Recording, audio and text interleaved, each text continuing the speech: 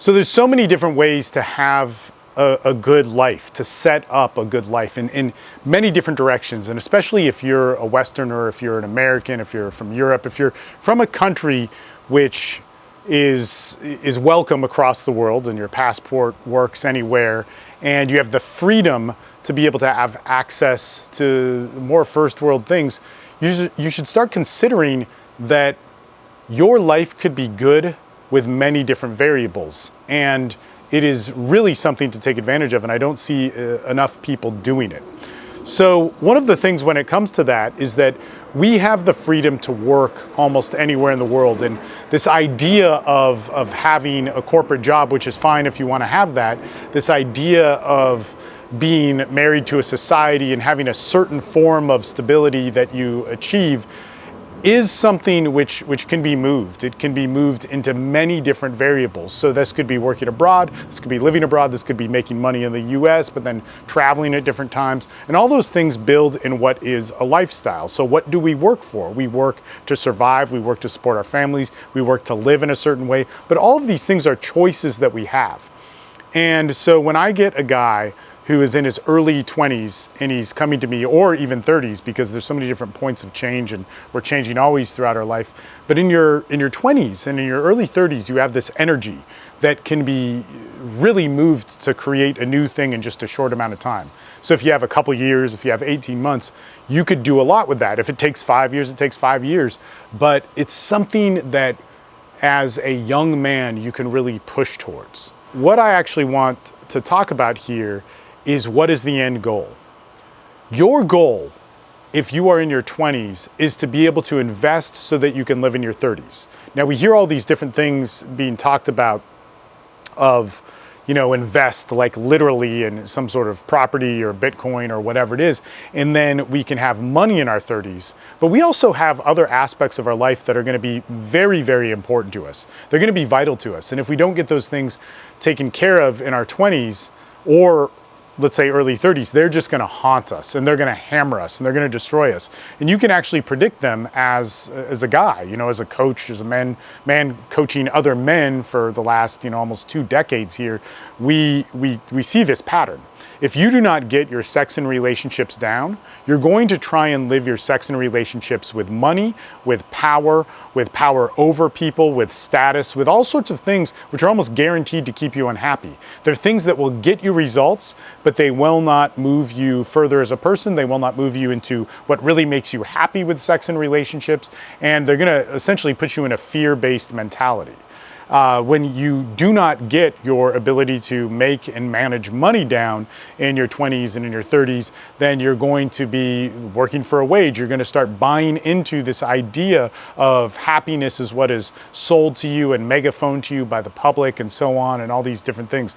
And it's really hard to get out of. If we get into a place also where we do not have our finances down, we have a true limitation in relationships. So one of the things that we know from, just having a men's group for a long amount of time is relationships are going to come and go. They're not always going to stay. The idea of true love and all those things can exist, and we want to look for it. But at the same time, we need to understand as human beings, especially with a society that's very loud and showing a lot of different stimuli, that there's going to be a lot of those relationships that fail. If we're not financially secure when those relationships fail, we are put in a huge amount of poverty. If we don't understand our emotions at that time, we are going to be reactive. We're going to put ourselves in poor situations and so on. If we don't know anything about sex and relationships, we're going to look for an answer poorly in our 40s or 50s or whenever this relationship collapse happens in all the wrong ways.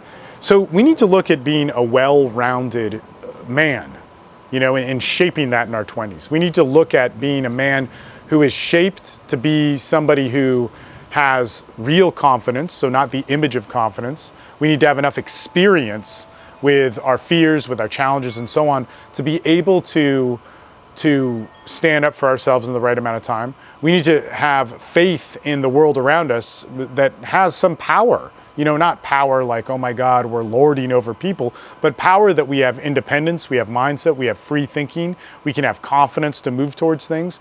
We also need to understand the nature of sex and relationships is that we get carried away with it. We need to understand what love is. We need to understand what it does. We need to understand what heartbreak is. We need to understand of what it means to fight for something and still lose. And when we can understand all of those things and get this good emotional makeup as a core man, and it's not just emotions, it's the core of man, we can build so much off of that. If we don't take care of that in our younger years, man, we're gonna really, really pain ourselves in our older years. We're guaranteed. You're guaranteed. If you avoid relationships, if you avoid your issues with sex, if you avoid your issues with money, if you avoid your issues with confidence and not being able to find a career or not being able to do what you want, if you avoid your issues with confidence in terms of other people, if you avoid your poor self-esteem or think that you made some success with a job where you probably worked your ass off and had some luck too, but get all this reward, but you have an imbalance of yourself internally, you are destined to collapse, and you will collapse in predictable ways. You'll collapse with finances or love, sex, relationships. You will collapse with your anger.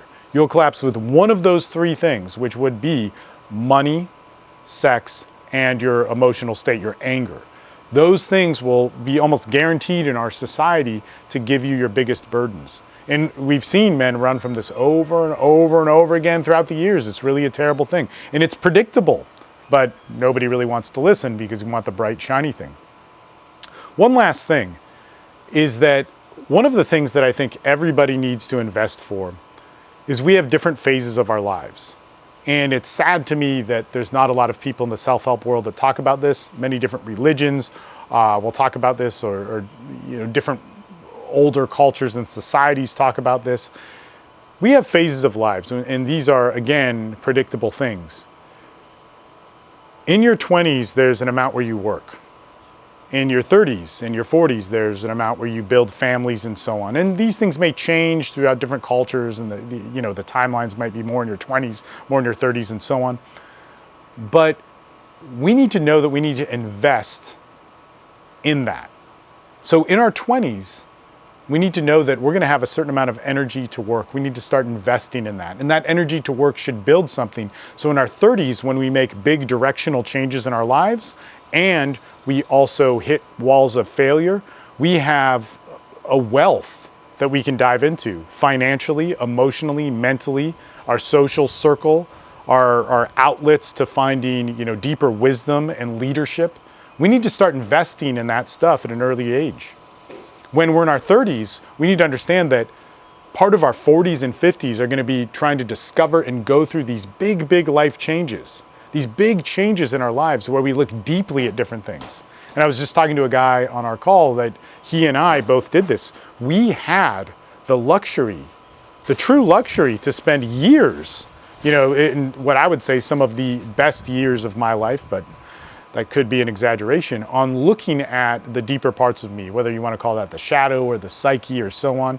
But I had the ability to do that. He had the ability to do that financially and with stability and with a lot of freedom. I was able to do that in an amazing way.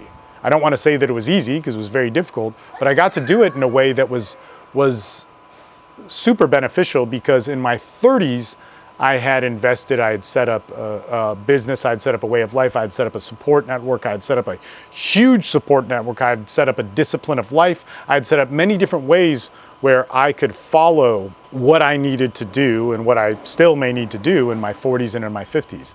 That's very, very important for us to keep in mind.